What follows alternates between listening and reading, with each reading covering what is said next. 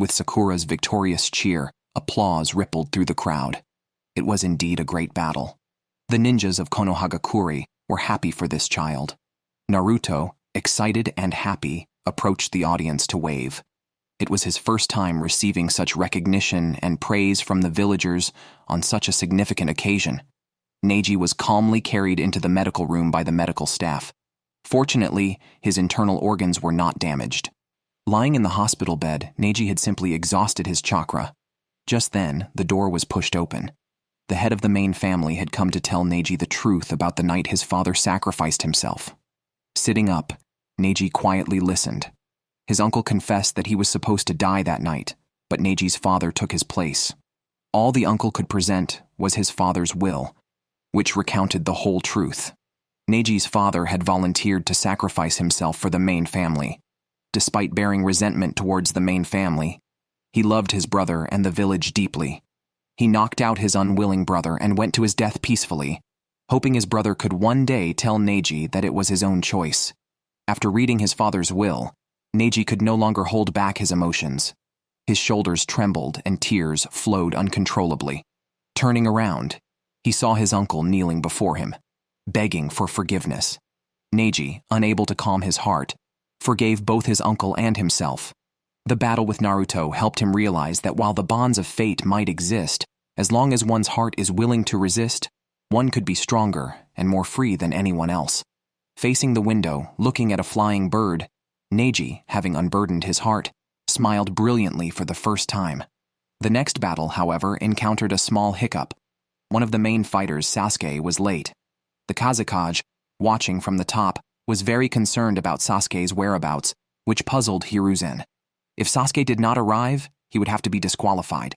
The Kazekage insisted on waiting for Sasuke's participation, explaining that as the sole survivor of the Uchiha clan, Sasuke's fight against Gaara of Sunagakure was expected to be the highlight. Many elites and nobles had come specifically for this, a convincing reason indeed.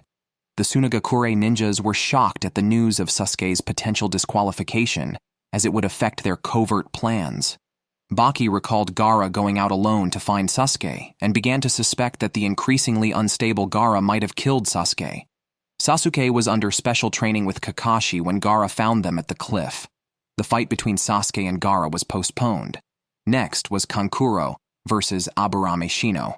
Kankuro, not caring about the Chunin title, forfeited immediately, causing great dissatisfaction among the audience. The situation was getting out of control when Temari of Sunagakure stepped in to save the day. Using her giant fan, she created a gust of wind and landed on the stage. Shikamaru, scheduled to fight later, was pushed up due to these unexpected events. Disliking sudden changes, he was tempted to forfeit like Kankuro but was pushed down to the stage by Naruto, who was impatient with Shikamaru's dawdling, inadvertently becoming their matchmaker. Shikamaru, with zero desire to fight, maintained a laid-back posture even as spectators threw trash. Only when Temari approached did he seem compelled to fight. He dodged her fan and hid among the bushes, utilizing the shadows for his ninjutsu.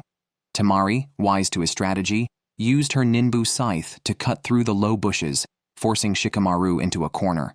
Using the wall's shadow, Shikamaru launched an attack. Agile, Temari dodged and measured the maximum range of his shadow attack, maintaining a safe distance for a ranged attack, securing her position. Shikamaru readily admitted her guess was right, but things were not as simple as they seemed.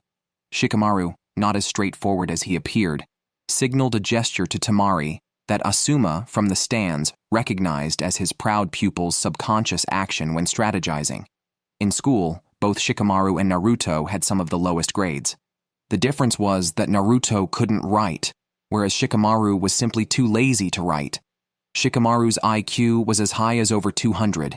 He used the time difference between the setting sun and the parachute to increase the shadow area, thereby extending the range of his shadow attack. However, this strategy was evaded by the more agile Temari. Though it was a close call, did she really escape? When Temari put down her giant fan, preparing to counterattack with the Kagabunsen no Jutsu, she suddenly found herself unable to move. Unbeknownst to her, Shikamaru's Kagamane no Jutsu had already succeeded. He had deceived everyone. The 2 holes dug by Naruto in the previous fight assisted his real combat strategy. Shikamaru realized that Temari was only focused on the visible shadow attacks and overlooked the shadows in the underground tunnels. His use of the parachute and the sun was merely a diversion. When his shadow reached the first hole, Temari happened to be chased by the shadow on the shaded side to the second hole. Shikamaru, leading Temari, walked towards each other. He easily raised his hand, and just when everyone thought he was about to checkmate, he chose to surrender, surprising the audience. Temari asked him why, and he candidly told her that his chakra was limited, and after controlling her, she would break free in no more than 10 seconds. The ensuing fight would be too complex. Although he had thought of 200 countermeasures, they were all too troublesome, so he decisively admitted defeat. Facing such reasoning, Temari had nothing to say. It was the first time she encountered such an opponent and such a unique man.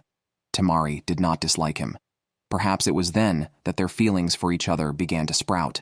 However, the audience was quite dissatisfied, and Shikamaru was met with endless scolding. Shikamaru didn't care about these. The hot-blooded Naruto couldn't stand to see his friend's behavior and jumped down to the arena, intending to properly teach Shikamaru to be a good ninja. However, to the observing Jonin, Shikamaru actually exemplified the demeanor of a leader in a ninja team, being calm, wise, and knowing how to preserve his own and his teammates' lives qualities that neither Naruto nor Neji possessed. Naruto couldn't understand why Shikamaru would give up under such favorable circumstances. Shikamaru told him to stop nagging and focus on the upcoming matches. Indeed, Naruto then remembered Sasuke. It can only be said that Shikamaru is good at changing the subject. The Kazekage insisted on giving Sasuke 10 more minutes, which Hokage agreed to. At the crucial moment of the countdown, Sasuke and his teacher Kakashi made a spectacular entrance among fluttering leaves, appearing back-to-back on the arena. Sasuke in a new black outfit, his hair grown longer, and his stature taller. In the corridor, Gaara encountered 2 people. Daimyo favored Sasuke and bet on him winning without investigating Gaara's strength, sending 2 ninjas to convince Gaara to give up. The gourd on Gaara's back sensed his uncontrollable killing intent and immediately uncorked, filling the narrow corridor with sand, instantly crushing one person and dragging another back before they could escape. The horrific screams in the corridor terrified Naruto and Shikamaru just as they walked onto the stands. Ichibi frightened Kyuubi, a shameful thing to admit. The duel between Sasuke and Gaara drew much attention, and behind it lay a tremendous conspiracy. On the stands, Kakashi approached Sakura, who was still worried about the cursed seal on Sasuke. Kakashi reassured her, easing her concern somewhat, though the heavy stone in her heart did not fully settle. Guy interjected, hoping to see something special from Kakashi's specially trained disciple. But Kakashi, perhaps intentionally, always ignored Guy and asked him to repeat himself. The enthusiastic Guy was always struck down by Kakashi. The match began, and Gaara's sand eagerly emerged from the gourd at the first opportunity, showing his deranged state as he called the sand Mom, delving into a fantasy due to his lack of maternal love since childhood. Sensing something was wrong, Sasuke quickly stepped back to distance himself. But the bizarre situation stopped the moment the sand settled. Gaara regained his composure and entered a conventional mode of combat. The ever-hovering shield of sand continuously surrounded Gaara. Sasuke threw a spinning shuriken, which a sand clone, created by the shield of sand, caught perfectly, blocking Sasuke's close-range attack. Sasuke quickly shattered the clone and approached Gaara, only to be stopped by a barrier of sand. Having copied Lee's movements, Sasuke simply smirked and flashed behind Gaara. This rapid movement triggered Gaara's memories of being dominated by Lee, a deeply ingrained and unpleasant memory. Sasuke's taijutsu also dealt significant damage. A punch shattered the attached sand armor. After intense training, Sasuke could fully grasp the essence of Lee taijutsu. With his extreme speed, before the shield of sand could react, Sasuke arrived in front of his opponent. Although sand armor could mitigate damage, it was not complete. By getting close to attack, the close combat weak Gaara could not defend against such high-speed taijutsu attacks. Sasuke, up close, dodged the defense of the shield of sand, and with just a sidekick, sent Gaara flying far away. Gaara stood up silently. It seemed that Sasuke had the absolute advantage, but he couldn't overcome the shield of sand and sand armor's protection. He was always unable to inflict decisive damage, as the fight between Lee and Gaara had already shown. Why then did Sasuke still engage in such futile efforts? Moreover, Sasuke couldn't open the gates to the extent Lee could, and at present, he naturally couldn't defeat Gaara. Where was Naruto? Sasuke and Gaara had exchanged blows for several rounds, yet Naruto and Shikamaru were still petrified, sitting motionless on the suspension bridge, recalling Gaara's brutal killing scenes in their minds. Naruto remembered Gaara's chilling words, "I exist only to kill everyone but myself." Naruto began to worry about Sasuke's safety, feeling that dueling with such a monster put Sasuke at risk of losing his life. He must find teacher Kakashi to stop the match. At that moment in the arena, Gaara used an unseen technique before. Seeing Gaara's body made of sand, Sasuke felt like he was facing a curled-up hedgehog, with nowhere to attack. Perhaps this was the true absolute defense. Gaara, hidden inside a sandball, was preparing a powerful technique. The sand in the sky formed a massive eyeball, locking onto Sasuke with a sinister aura. After chanting a spell, Gaara's shadowy lips curled into a devilish angle. It was the devil's chant, and the demon would soon descend upon the mortal world. Faced with Naruto's request to stop the match, Kakashi was non-committal. He believed in Sasuke's strength and the results of his special training. After all, their delay in collapsing had a reason. The newly learned ultimate technique had not been used yet. Sasuke made several probing attempts, but unfortunately, conventional attacks were ineffective against this sandball, which responded with sharp, angular counterattacks. Sasuke was not discouraged, as his own ultimate technique also required a long lead-up time. Sasuke stepped on the wall, his hands apparently holding onto thunder. Chidori, the lightning-style ninjutsu he had finally learned.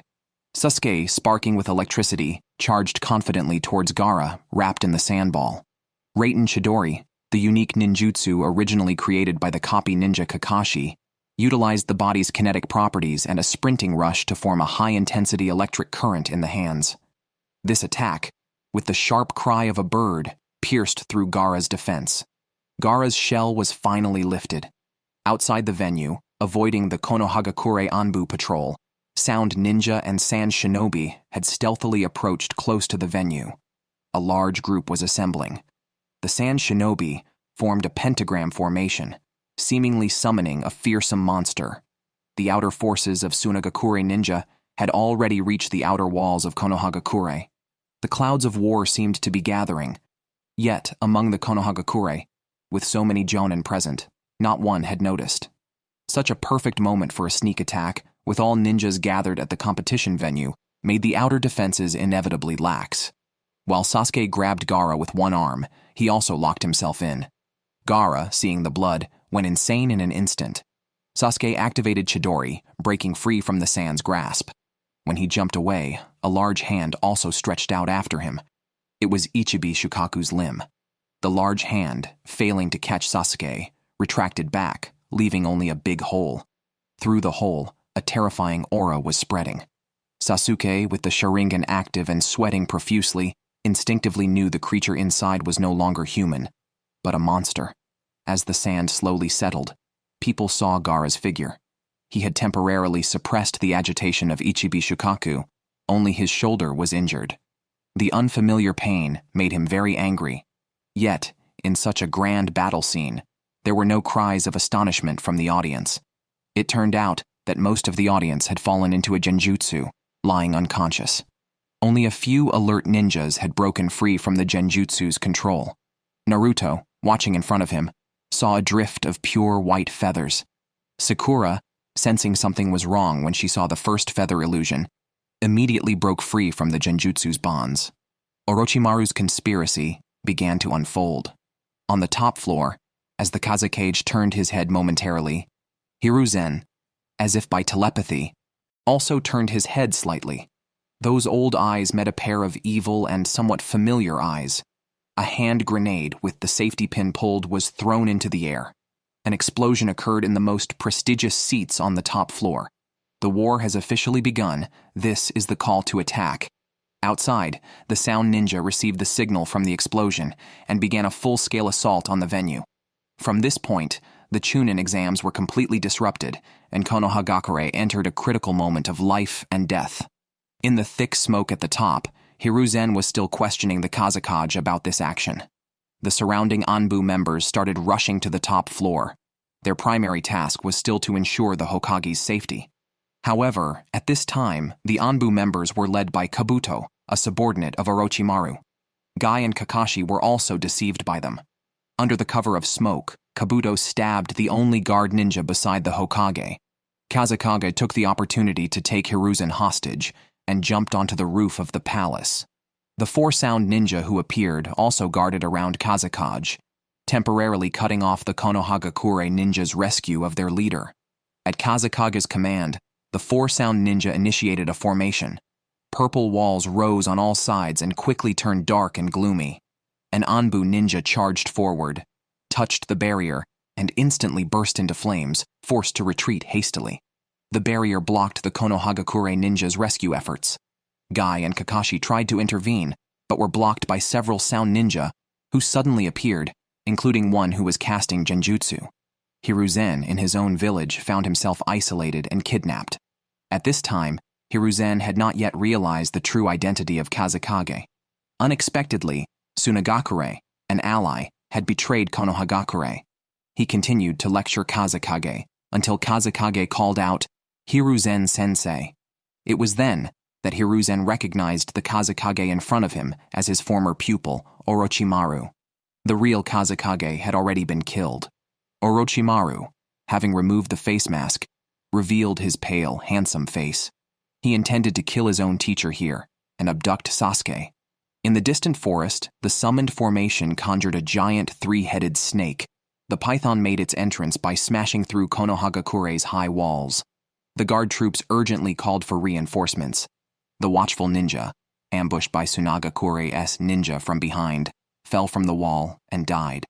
Gaara, as a secret weapon, had temporarily incapacitated himself due to reckless use of Ichibi's power. Sunagakure's actions were delayed. Baki timely intervened, instructing Kankuro and Tamari to take Gaara away and promptly heal his wounds and restore his chakra. After all, Gaara was still needed later. Gunna sent Sasuke to pursue the Sunagakure trio, while he himself tangled with Baki. Sakura, upon seeing Orochimaru, immediately worried about Sasuke's safety. A nearby sound ninja tried to attack Sakura but was instantly killed by Kakashi. While Kakashi was fending off the attacks of multiple sound ninja, he still had time to commend Sakura on her well-learned genjutsu. Orochimaru's motives remained inscrutable. He infiltrated Konohagakure, using destruction as a means to an unknown end. No one knew what he really wanted, just as he held a kunai to his own teacher, then suddenly stabbed it into his own palm. The sharp kunai pierced through, and Orochimaru's palm blood gushed out. He casually released his teacher, since the barrier had already been activated. Hiruzen was now trapped with no escape. The ultimate showdown between master and pupil was about to begin. Sakura received an A-rank mission from teacher Kakashi. Wake up Naruto and Shikamaru, form a temporary 4-person team to assist Sasuke in chasing down Sunagakure's Tamari, Kankuro, and Gaara. Sakura thought Kakashi would follow, but instead, Kakashi cut his finger and summoned his ninja hound Pakun, an old-looking small dog, seemingly with no special abilities besides his keen sense. Pakun immediately lectured Sakura, telling her not to harbor any inappropriate thoughts just because it was cute. Sakura woke up Naruto, but couldn't wake Shikamaru. He had just been pretending to be asleep. Pakun bit his leg, causing Shikamaru to jump up in pain. Faced with Sakura's questions about pretending to sleep during such chaos in the village, Shikamaru had no excuses. Shikamaru simply replied, "Trouble. Too much trouble." Naruto looked around at the chaos, still a bit unclear about the situation. A sound ninja had just approached Naruto only to be firmly pinned against the wall by Guy with a straight punch, breaking through the wall and creating a large hole. Kakashi then directed the four to chase the sand shinobi through the hole. Sakura, pulling Naruto, jumped down immediately. Pakun also bit Shikamaru's arm and pulled him down. The battle between Orochimaru and the Hokage finally began, a showdown on the rooftops, naturally carrying the scent of a final battle. Within the Four Violet Flames formation, Hiruzen, dressed in formal Hokage attire and without shuriken, believes everything around him could be utilized. Tiles from the rooftops spun and flew towards Orochimaru, who responded with hidden shadow snake hands, his tongue transforming into a giant snake aiming for Hiruzen. Orochimaru bit into Hiruzen, who deceived him with a substitution jutsu. Then, with an earth release, Earth Flow River, Orochimaru was caught off guard and fell into a quagmire. Hiruzen followed up with Earth Release, Earth Dragon Bullet, then enhancing them with Keitan, the flaming Earth Dragon bullets striking Orochimaru trapped in the mud. Orochimaru pretended to be hit, but as he was facing his teacher, it had no paralyzing effect. Orochimaru, mocking, said, "Let's use real techniques." He activated reanimation jutsu, attempting to summon the past Hokages. As the fourth Hokage's coffin was half revealed, Hiruzen blocked it with an attack. The moment the first and second emerged from the coffins, sweat poured down Hiruzen's forehead, the shadow of death looming over his entire body. Facing the combined attack of the three, he sensed today was going to be disastrous. These three had a close relationship, and now the deceased were summoned only to meet in battle. Hiruzen was unusually angry, hurt by Orochimaru's disregard for playing with the deceased. Unexpectedly, his prized pupil had fallen so low. Orochimaru interrupted the old men's reunion, aiming to quickly resolve the battle with the deceased first and second. He pulled out 2 rune-laden kunai. In the dense forest, Sasuke was chasing the 3 sand shinobi. Naruto and the others were following Sasuke. The dense forest was tall and vast. After a long chase, they were still in the forest. At that moment, the little dog, Pakun, smelled the enemy's presence. 9 people were coming up from behind. As Genin, even if they ambushed, they had no effect on the 9 chasers, who were Chunin or even Jonin. Shikamaru straightforwardly stated the disparity in strength between them. Under such circumstances, discussing strategy was laughable. Yet, as the strategist, it was natural for him to devise the most optimized response plan for the team. That was to leave one person behind as a decoy, holding back all the enemies while the rest continued the chase with the dog after Sasuke. As for who would stay behind, Shikamaru chose himself. This seemingly timid man often proved most reliable in critical moments. Shikamaru explained the subtleties, and the other 2 immediately understood. The one staying behind was actually taking on the role of a decoy. Facing a group of Chunin and above-sound ninja, the likelihood of death was high. The 3 paused simultaneously as the moment of life-or-death decision arrived. Everyone's face was solemn. Shikamaru just slowly analyzed, and having completed his analysis, took on the heavy responsibility of the decoy. It's hard to imagine a lazy person willing to take on the task of holding off the enemy. In a situation of almost certain death, anyone would be fearful. Sakura watched Shikamaru's resolute figure, her mind filled with countless thoughts. Shikamaru successfully used his shadow possession jutsu to bind a group of sound ninjas together. After Naruto and the others left, he mimicked their tracks with branches, leading the 8 sound ninjas astray. However, the previous battle with Temari had drained much of his chakra, so Shikamaru couldn't maintain control for long. Moreover, the 9th ninja had yet to show himself. He tried attacking the 8 with a kunai, but as expected, the concealed 9th ninja deflected it with a hidden weapon. Alone in battle, Shikamaru had no more tricks up his sleeve. At that moment, even as he resigned himself to his fate, he remained composed, looking up at the sky, which was still clear and beautiful, unchanged by the deceit of war. He simply wished to be an ordinary ninja. Why had it become so difficult? Eventually, exhausted, Shikamaru released the shadow possession jutsu.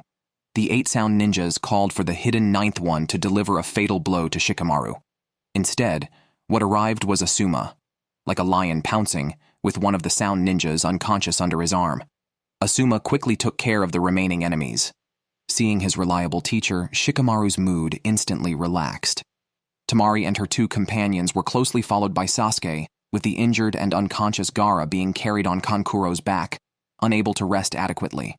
Temari set up exploding tag traps, which, although they slowed Sasuke's advance, did not injure him. Far away, Sakura heard the explosions and worried about Sasuke's safety. A rune-embedded kunai struck the back of the heads of the first and second Hokage. The reanimation jutsu, a forbidden jutsu requiring human sacrifices, had turned these two former Hokages into mindless puppets under Orochimaru's control. Hiruzen, who had been taught ninjutsu by these two, faced them with mixed feelings. He knew they were not truly themselves, but he couldn't help feeling emotional, and in his hesitation, he was struck by the first. Although their power seemed limited, their combo attacks still managed to exhaust the aged Hiruzen. Facing Hiruzen's fire release, Fire Dragon Flame Bullet, Hashirama created distance and easily used water release, water formation wall on the waterless rooftop. After a brief confrontation, he countered with water release, water trumpet. Hiruzen, not to be outdone, quickly changed the terrain of the rooftop. Hashirama then moved in close, blocking Hiruzen's attacks with his body and punching him. It was a harsh moment for Hiruzen, being tricked by his own disciple and beaten by two former Hokages. Hashirama then initiated his unique wood release, Advent of a World of Flowering Trees, although with reduced strength, creating a sea of trees just enough to cover the rooftop. Inside the four violet flames formation, Hiruzen, with no place to dodge, was squeezed by the emerging trees, captured by branches, and bound to a large tree. Struggling, Hiruzen reached out to the trunk beside him and summoned Enma, the strongest of the summoning animals. Enma appeared, mocking Hiruzen for not having killed Orochimaru earlier, thereby avoiding the current disaster. Orochimaru, reminded of Enma's capabilities, hurriedly ordered his puppets to intercept, but it was too late. Enma transformed into an indestructible staff, breaking the tree trunks binding Hiruzen. Seeing Hiruzen armed with this divine weapon, Orochimaru, not to be outdone, extended his tongue to transform into a giant snake and produced a kusanagi sword from the snake's mouth. Now, it remained to be seen who would ultimately prevail.